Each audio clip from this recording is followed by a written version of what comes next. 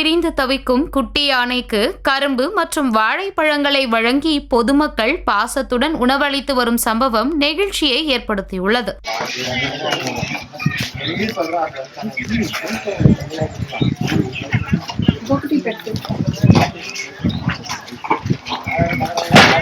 கிருஷ்ணகிரி மாவட்டம் தேன்கனிக்கோட்டை, ஐயூர், மரக்கட்டா, நொகனூர், தளி, ஜவுளகிரி ஆகிய வனப்பகுதிகளில் ஏராளமான காட்டு யானைகள் முகாமிட்டு சுற்றித் திரிகின்றன. இந்த நிலையில் தேன்கனிக்கோட்டை வனப்பகுதியில் உள்ள காட்டு யானைகள் கூட்டத்திலிருந்து 1.5 வயது மதிக்கத்தக்க குட்டி யானை ஒன்று சமீபத்தில் பிரிந்தது. தாயை பிரிந்த அந்த பிஞ்சு யானை வனப்பகுதியை ஒட்டியுள்ள கிராமங்களுக்குள் தொடர்ந்து சுற்றித் திரிந்து வருகிறது. இந்நிலையில் தேன்கனிக்கோட்டை கவி நரசிம்மர் கோவில் அருகே உள்ள ஒரு தனியார் விவசாய பண்ணைக்குள் இந்த குட்டி யானை நுழைந்தது. ஆரம்பத்தில் பண்ணையில் இருந்தவர்கள் குட்டி யானையை பார்த்து அச்சமடைந்தனர். ஆனால் அந்த யானை யாரையும் தொந்தரவு செய்யாமல் அமைதியாக நின்றதால் அங்கிருந்த பொதுமக்களும் விவசாயிகளும் அதன் பயத்தை போக்க கரும்புகள், வாழைப்பழங்கள் உள்ளிட்ட உணவுகளை வழங்கினர். பொதுமக்கள் கொடுத்த உணவை அந்த பகுதியில் நீண்ட நேரம் நின்றபடி குட்டி யானை ஆசையோடு வாங்கி தின்றது. மனிதர்களை அச்சுறுத்தாமல் சாதுவாக இருக்கும் இந்த குட்டி யானையை காண சுற்றியுள்ள கிராம மக்கள் கூட்டம் கூட்டமாக வந்து பார்த்து செல்கின்றனர். இதனிடையே இந்த குட்டி யானையை மீட்டு